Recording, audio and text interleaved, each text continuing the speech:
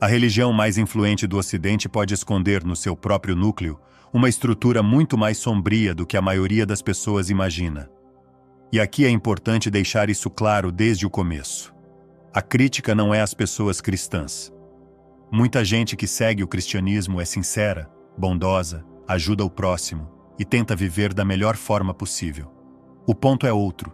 O alvo da nossa análise é a doutrina, é o sistema de crenças, é o texto que milhões consideram sagrado e divinamente inspirado. Foi exatamente isso que Richard Dawkins fez ao longo de décadas, olhar para a religião com frieza analítica. E a conclusão dele é profundamente incômoda. Para Dawkins, o cristianismo carrega na sua base uma lógica moral frequentemente marcada por medo, culpa e submissão, algo como parte de uma engrenagem.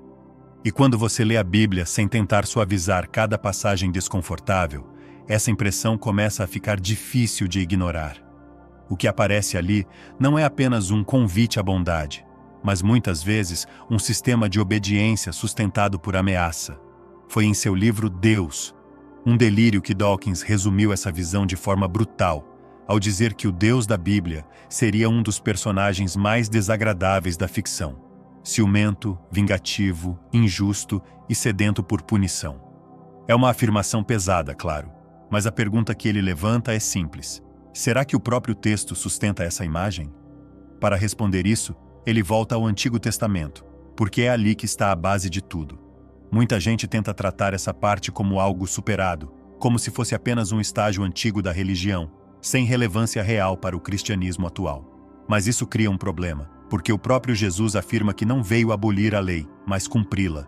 E embora muitos interpretem isso como uma reformulação ou suavização dessas regras, o fato é que esse alicerce continua sendo parte inevitável da discussão.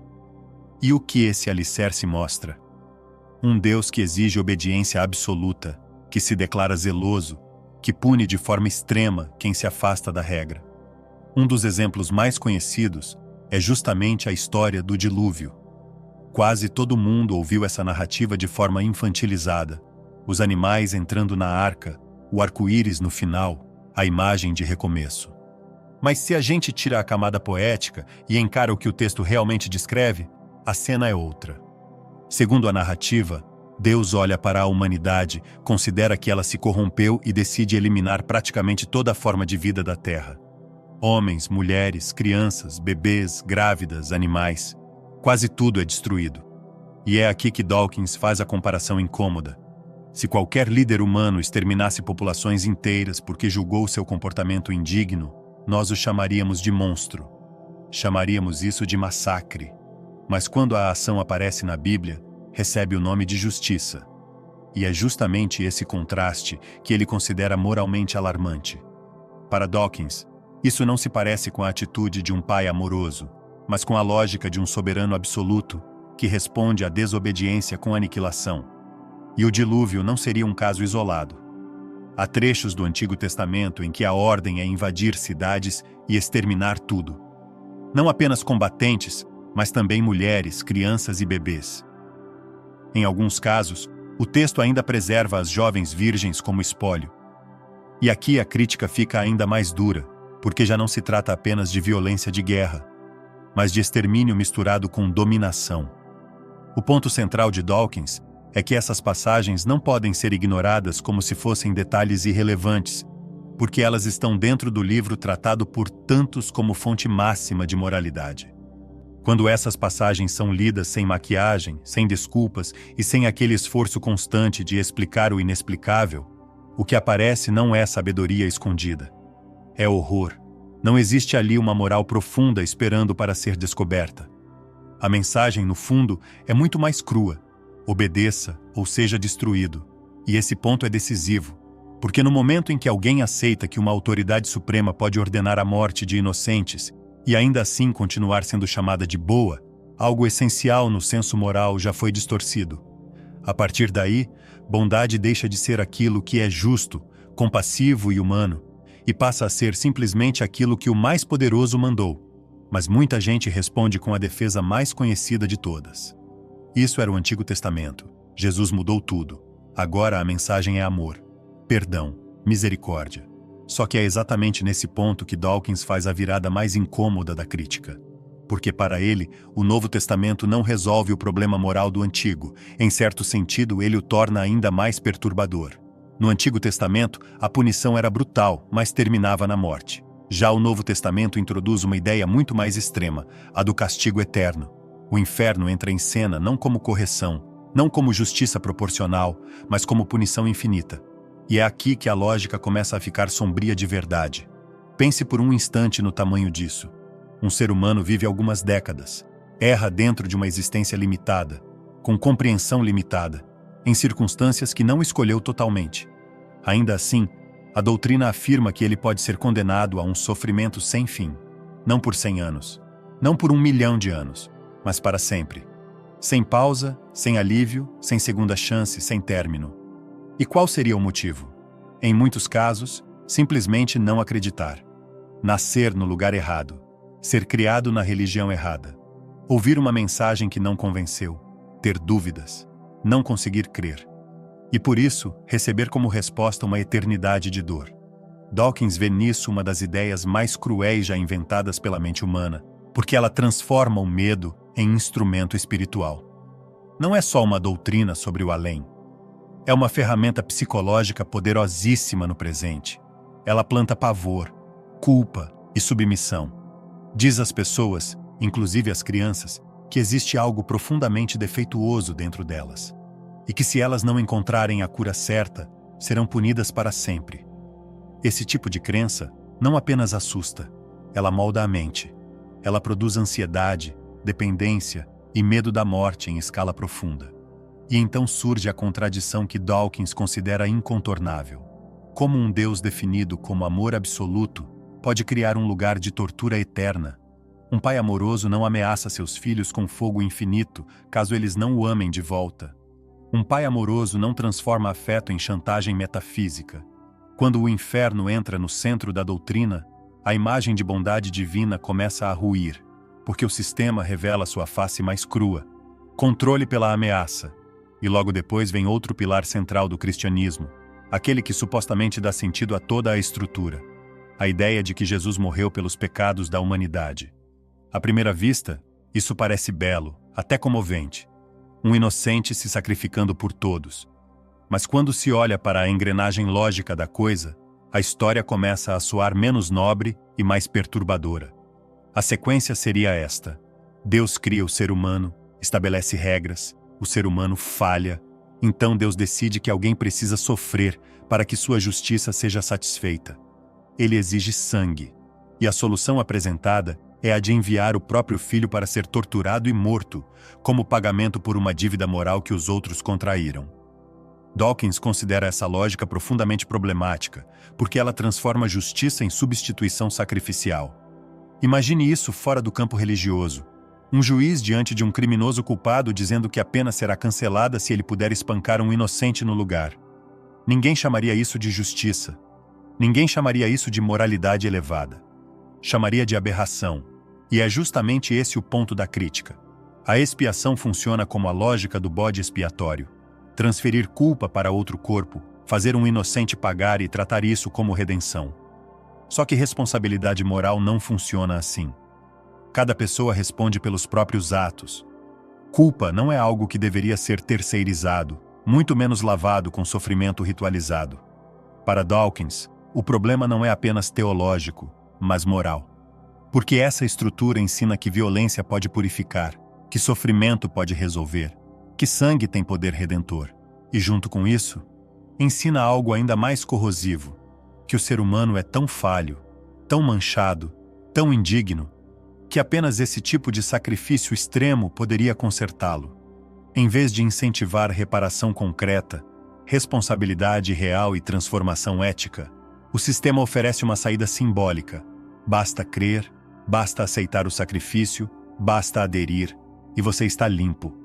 O mal não precisa ser realmente reparado. Ele pode ser absorvido por outro. E é nesse ponto que ele amplia a crítica para a forma como o cristianismo lida com a própria mente humana. Porque no centro dessa estrutura, a fé é celebrada como virtude suprema. Mas o que é fé nesse contexto? É acreditar sem evidência suficiente. é considerar nobre aquilo que, em qualquer outra área da vida, seria visto como credulidade. Ninguém aceitaria esse padrão na medicina, na ciência, na justiça ou em qualquer decisão séria da vida. E mesmo assim, dentro da religião, essa suspensão do senso crítico é exaltada como algo elevado. É a partir daí que Dawkins começa a argumentar que o problema não está só nas doutrinas, mas também no hábito mental que elas incentivam. Pensa em qualquer área séria da vida. Se um médico te entregasse um remédio e dissesse apenas: confia, não preciso te mostrar estudo nenhum, você sairia daquele consultório na hora. Se um engenheiro te garantisse que a estrutura da sua casa está perfeita, mas admitisse que nunca verificou de verdade, você não assinaria contrato. Em quase tudo que realmente importa, nós exigimos prova, coerência, teste, confirmação. Mas quando o assunto é religião, essa lógica simplesmente muda. Nesse campo, acreditar sem evidência não só é aceito como muitas vezes é tratado como virtude. E é exatamente aí que Dawkins enxerga um dos pontos mais perigosos do cristianismo. Ele transforma a suspensão do pensamento crítico em algo sagrado. A dúvida vira fraqueza. A pergunta vira rebeldia. O questionamento vira falta de fé. Em vez de buscar a verdade por conta própria, a pessoa aprende que o mais seguro é se curvar à autoridade e aceitar. Isso tem consequências profundas, porque cria uma mentalidade que não treina a mente para investigar, mas para obedecer. É também por isso que, tantas vezes, religião fundamentalista e ciência entram em choque. A ciência avança justamente porque questiona, testa, corrige, muda de rota quando as evidências apontam para outro caminho. Já o dogma religioso parte da ideia de que a resposta já foi dada há muito tempo e que mexer nela é quase um pecado intelectual. O problema não fica só no plano abstrato. Ele desce para a vida real. Quando se ensina a uma criança que a fé é mais valiosa do que a razão, o que se está enfraquecendo nela é a capacidade de pensar com clareza. E isso produz efeitos concretos no mundo. Pessoas passam a rejeitar a evolução porque ela fere uma leitura literal de Adão e Eva. Passam a negar mudanças climáticas porque acreditam que o mundo está nas mãos de Deus e por isso nada sairá do controle. Esse tipo de pensamento não impulsiona a humanidade. Ele a segura no lugar. Ele freia conhecimento, atrasa decisões urgentes e cria uma cultura onde convicção vale mais do que realidade. Mas Dawkins não para na crítica à fé como método mental. Ele também olha para a forma como a tradição cristã tratou, ao longo da história, grupos inteiros de pessoas. E um dos alvos mais claros dessa crítica é a condição das mulheres. Quando se lê a Bíblia sem filtro, o que aparece com frequência não é igualdade, mas subordinação. Mulheres são tratadas como extensão da autoridade masculina, orientadas a ficar em silêncio, a obedecer, a se submeter. Há passagens antigas em que, depois de sofrer violência, uma mulher ainda podia ser forçada a se casar com o próprio agressor, enquanto a compensação real era paga ao pai, como se ela fosse um bem lesado. Hoje muitos cristãos dizem que isso era apenas cultural, que não vale mais, que ficou no passado. Mas o texto continua ali, e durante séculos, foi justamente esse texto que serviu de base para manter mulheres afastadas de poder, autonomia, propriedade, voto e voz pública. O mesmo vale para a escravidão. Dawkins chama a atenção para um fato desconfortável. Não há uma condenação direta, simples e inequívoca da escravidão no texto bíblico. O que existe são regras sobre como lidar com escravos, até que ponto castigá-los, e exortações para que eles obedeçam até mesmo a senhores cruéis. Isso não é detalhe. Isso teve impacto histórico real. Donos de escravos usaram a Bíblia como justificativa moral para possuir outros seres humanos, e não porque estavam distorcendo o texto, mas porque encontravam nele apoio suficiente para isso. E essa é uma das perguntas mais fortes da crítica de Dawkins. Se esse livro fosse realmente a revelação perfeita de uma inteligência moral absoluta, por que não existe ali uma proibição clara contra possuir pessoas? Bastaria uma frase simples, algo como: nenhum ser humano pertence a outro. Mas essa frase não está lá, e essa ausência para ele diz muito. Sugere que o texto reflete muito mais a mentalidade de homens antigos, presos aos valores do seu tempo, do que a voz de um ser divino acima da história. Só que talvez a parte mais perturbadora de toda essa crítica esteja na relação entre religião e infância. Dawkins insiste muito nesse ponto, porque vê nele uma forma de condicionamento social que quase ninguém questiona. Nós falamos com naturalidade em criança cristã, criança muçulmana, criança hindu, como se uma criança já tivesse maturidade suficiente para avaliar sistemas complexos de crença e escolher conscientemente entre eles. Mas ninguém fala em criança liberal, criança marxista ou criança keynesiana, justamente porque entendemos que crianças ainda não desenvolveram repertório crítico para julgar ideias tão grandes. Com a religião, no entanto, essa cautela desaparece. A sociedade simplesmente normaliza o direito de encher a cabeça de uma criança com doutrinas profundas antes que ela tenha qualquer defesa intelectual diante delas. E no caso do cristianismo, isso se torna ainda mais sério quando entra em cena o inferno. Porque não se trata apenas de ensinar uma visão de mundo, mas de colocar medo dentro da mente infantil. Dizer a uma criança que se ela errar, duvidar ou não acreditar da forma certa, poderá queimar para sempre, não é um detalhe inocente. Crianças não têm estrutura emocional nem maturidade conceitual para lidar com esse tipo de ameaça. Elas não conseguem separar símbolo de realidade com a mesma facilidade que um adulto. Elas acreditam, absorvem, se apavoram e carregam isso para dentro da própria formação psíquica. É aí que, para Dawkins, a religião deixa de ser apenas um conjunto de ideias e passa a agir como molde mental. Porque uma crença implantada cedo demais não nasce do raciocínio, mas do medo, da repetição e da autoridade. Muita gente que saiu da religião não descreve apenas uma mudança de crença, mas uma ferida. Fala de noites em claro com medo do inferno, culpa por desejos normais e vergonha do próprio corpo. Isso enfraquece, cria ansiedade, baixa autoestima e dependência. E é justamente aí que, para Dawkins, está um dos mecanismos mais profundos da religião. Primeiro, ela convence a pessoa de que há algo de errado dentro dela, depois oferece a cura.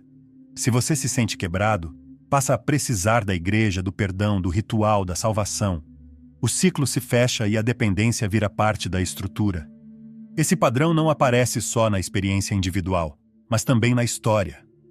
É verdade que o cristianismo produziu caridade, hospitais e obras sociais, mas também deixou um rastro de violência que não pode ser apagado. Cruzadas, Inquisição, perseguições e execuções em nome da fé não foram apenas desvios isolados. Elas se tornaram possíveis porque, quando alguém acredita possuir a verdade absoluta e agir em nome de Deus, a crueldade pode passar a parecer justiça. Nesse ponto, a religião deixa de ser freio moral e pode se tornar licença moral. É por isso que Dawkins rejeita a ideia de que sem Deus ninguém seria bom. O ser humano não precisa de ameaça eterna para saber que ferir o outro é errado. A base da moral pode ser empatia, convivência e responsabilidade mútua. Aliás, quando a moral depende de ordem divina, ela pode se tornar ainda mais perigosa, porque quase qualquer ato pode ser justificado se for visto como vontade sagrada. Essa mesma lógica aparece no conflito entre religião e conhecimento. Ao longo da história, instituições religiosas resistiram a descobertas que ameaçavam suas certezas. E essa tensão continua quando crenças teológicas tentam ditar ciência, educação ou leis que afetam toda a sociedade. Para Dawkins, isso não é apenas uma divergência intelectual, mas um problema real, porque convicções religiosas passam a interferir em pesquisas, direitos e decisões públicas. E até a figura de Jesus, que muita gente imagina apenas como símbolo de ternura, entra nessa crítica. Nos evangelhos, ele não fala só de amor, também fala de separação, condenação e culpa interior. O problema é que essa culpa vai além do ato, alcança o pensamento. Não é mais só o que você faz que te condena, mas o que você sente, imagina ou deseja. E quando até a mente passa a ser tratada como culpada, ninguém escapa.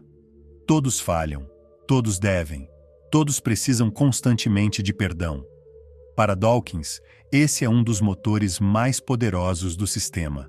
Criar uma culpa permanente para manter a dependência permanente. Dawkins convida as pessoas a saírem desse círculo e compararem duas formas totalmente diferentes de enxergar a realidade. De um lado, a visão religiosa tradicional, um universo criado para nós, uma terra jovem, um ser humano colocado no centro de tudo. Do outro, a visão científica, um cosmos com bilhões de anos, galáxias sem número, estrelas incontáveis e uma vida que surgiu e se transformou lentamente ao longo de eras imensas. Para ele, a diferença entre essas duas narrativas é gigantesca. A religiosa coloca o homem como foco absoluto da criação. A científica devolve ao ser humano uma noção de proporção, mostra que não somos o centro do universo, mas parte de algo vasto, antigo e muito maior do que nós. E para Dawkins, isso não diminui a vida. Pelo contrário, torna tudo mais impressionante, mais humilde e mais real. Dawkins também chama a atenção para outra coisa. A religião costuma receber um tipo de blindagem que quase nenhuma outra ideia recebe. Você pode atacar uma ideologia política, uma teoria econômica ou qualquer visão de mundo. Mas, quando a crítica é religiosa, muita gente age como se isso fosse automaticamente desrespeito. E é aí que ele faz uma distinção importante.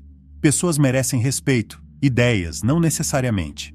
Ideias precisam poder ser questionadas, principalmente quando geram dor real. Se uma crença sustenta que mulheres são inferiores, que minorias devem ser condenadas, ou que o medo é uma ferramenta legítima de controle, então essa crença não deve ser protegida do debate. Deve ser confrontada. E é nesse ponto que a pergunta central volta com força. Se o mal é aquilo que produz sofrimento desnecessário, então o cristianismo, como sistema, não causou exatamente isso ao longo da história? Culpa, medo do inferno, repressão, violência teológica, bloqueio do conhecimento. Quando tudo isso é colocado lado a lado, o dano deixa de parecer pontual e passa a parecer estrutural. E é justamente por isso que ele rejeita a noção de que a moral dependa de um livro antigo ou de uma ameaça sobrenatural. Então, quando alguém disser que o cristianismo é a base da moralidade, Dawkins diria para lembrar do que está no próprio texto: o dilúvio, os massacres, o inferno, a culpa como ferramenta de controle.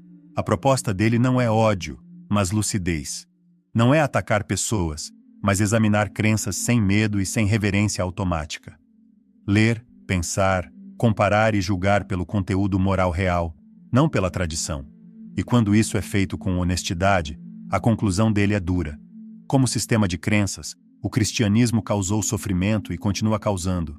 E se esse vídeo te fez pensar, deixa o like para apoiar o canal, se inscreve na Odisseia Interior para não perder os próximos conteúdos, e se quiser apoiar diretamente esse trabalho e ainda ter acesso a conteúdos exclusivos, torne-se membro e fortaleça esse projeto.